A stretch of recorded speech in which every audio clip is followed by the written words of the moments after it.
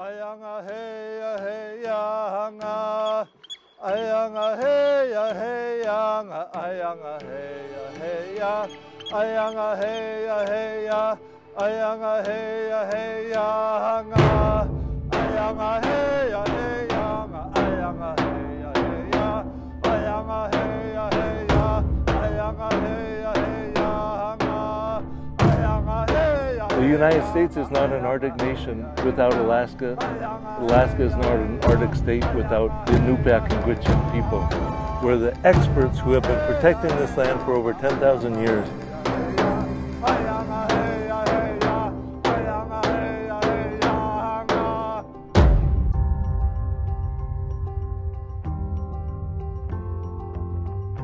Those places are only wilderness and refuges because our people kept them the way they were meant to be. This is where my ancestors were from. This is where many of our stories originated. It's definitely a place to protect, but it's also part of this continuum, this landscape that extends far beyond the borders of the Arctic Refuge to all corners of the world. It was our land as we used it for thousands of years. There was no fear that we're going to lose it. Now there is. What I want is for a clean earth for our great-grandchildren.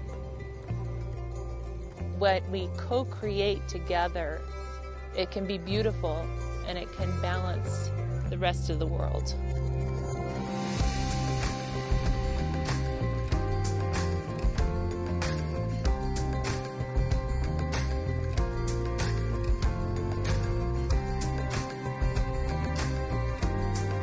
This is a story of Arctic Indigenous peoples in right relationship with the land.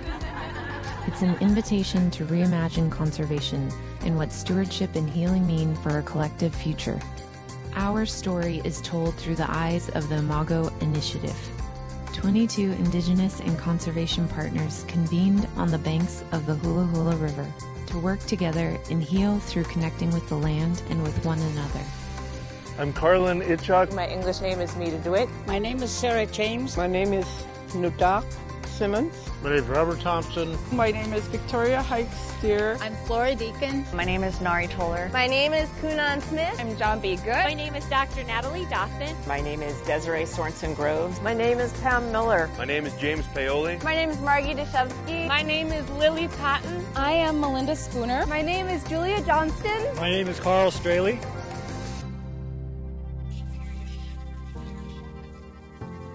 The land doesn't belong to us.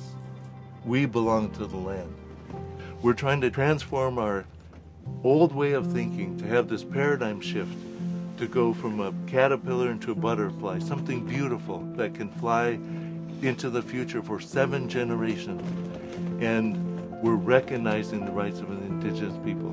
Imago is I-M-A-G-O.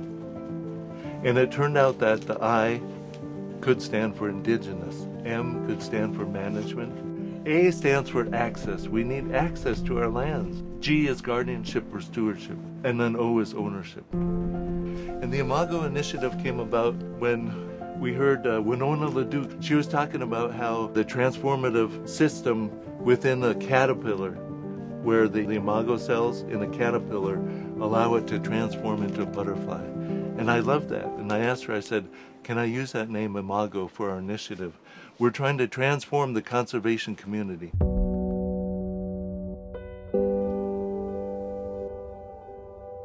Together we are healing from trauma, building connections, and exploring our collective past and future.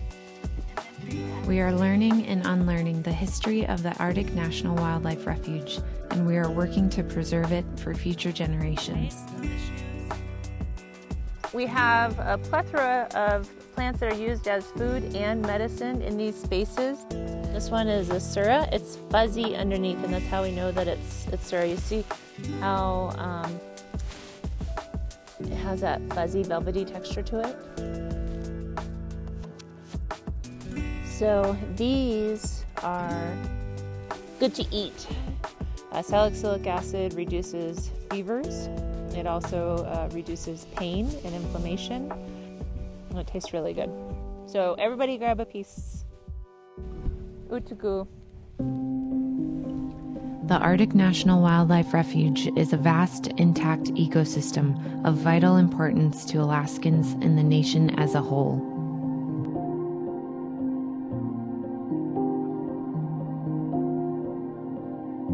Its coastal plain is a sacred birthing ground of the porcupine caribou herd, which helps sustain the Indigenous Gwich'in and Inupiat people, who have lived in this region for thousands of years.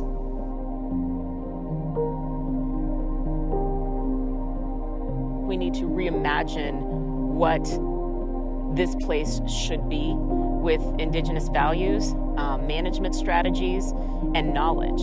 I always speak for Ishikutsan Guantay Gotlet, that may sacred place where the life began, the coastal plain of the Arctic National Wildlife Refuge, where caribou people, caribou is our life, caribou is our song. Caribou make us who we are. This is a human rights to us. We have a right to be caribou people. The Arctic Refuge coastal plain faces imminent threat of oil extraction, which would devastate its unique ecosystem. In an ideal world, the life for the indigenous people in the Arctic would look like what it did 10,000 years ago. And I say that would be ideal because I think a lot of the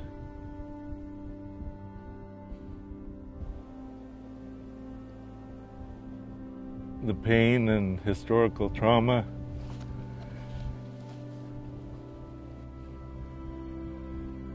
that our people have faced as a result of rapid assimilation and termination wouldn't exist. The communities that are most affected by extractive industry and ensuing climate change are the same communities that have suffered forced assimilation and historical trauma through colonization and dispossession of land.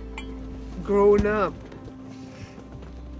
I didn't have much, I didn't have any confidence in myself.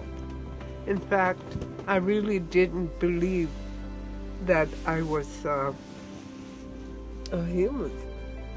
I heard a lot in the schools how dumb we are, and that got to me.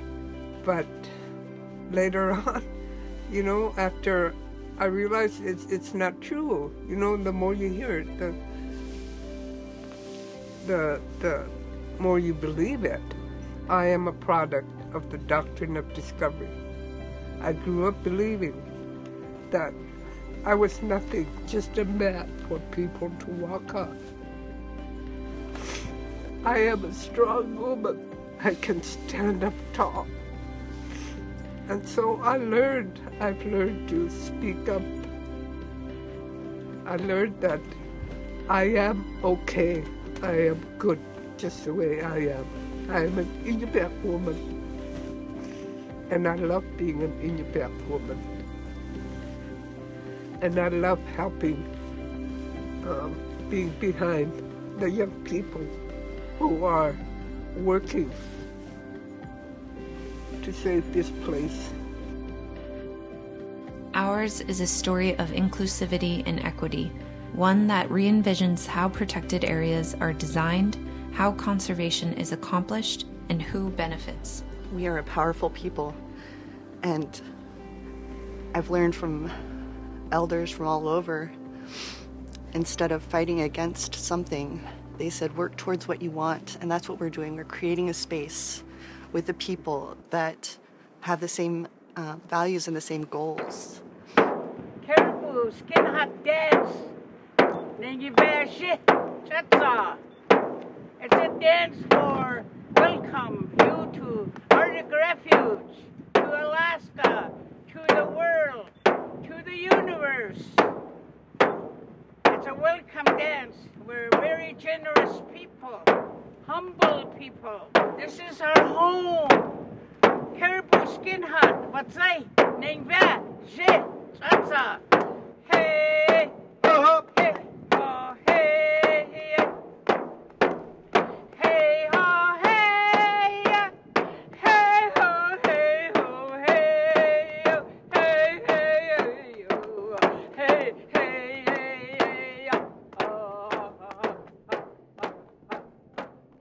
those places, they exist the way they are because we didn't develop a culture that took more than we needed. And so it's really important that the people remain a part of those places because they will be their fiercest protectors. We go back to 7th generation, we go to the next 7th generation. That's how my people make plan for life so we can survive. That's how we make decision. As we transition into this next era of our existence and the planet, we're going to have to address our relationship to each other. What we have now is looking at the viability of the land from the Western lens, that the agencies have to regulate and manage the animals and the wildlife. The Indigenous people, we looked at managing people and watching what we do. We only take what we need. We share everything we take. If you want a world where we can continue to exist, we have to start living differently. We have to start being humble again. We have to take responsibility for the choices we make. So often for big green conservation organizations, we focus on legislative wins, which are absolutely important, but what really motivates me and excites me is transformational change where we change the actual systems. So you're really kind of decolonizing conservation, government, and coming up with different ways to actually do this work together.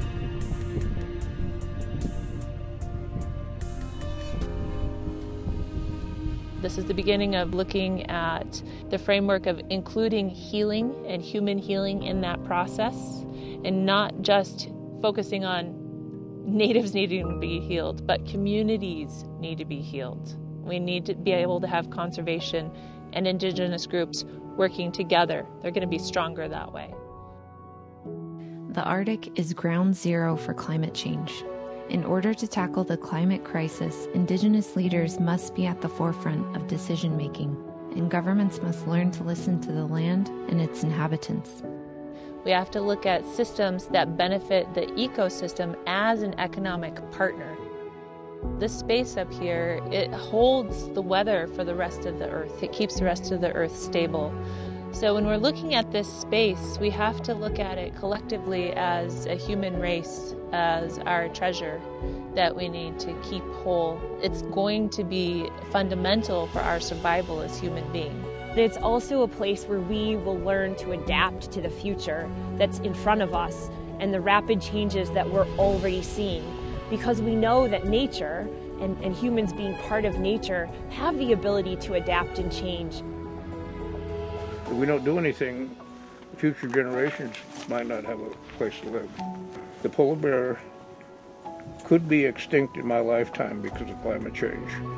So, you know, when I got into opposing the refuge development, it was to preserve an area where we hunt.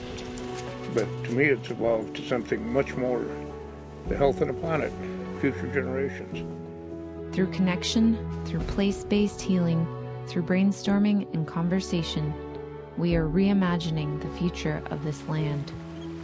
We are envisioning a healthy planet for the next 7 generations. Everything has a spirit. The rocks, the plants, the walrus, the seals. So you treat everything with respect. And when that balance in nature is thrown off, it impacts everybody. And not just everybody here, but everyone around the planet. I want them to know the spirit of our people. The way we look at life.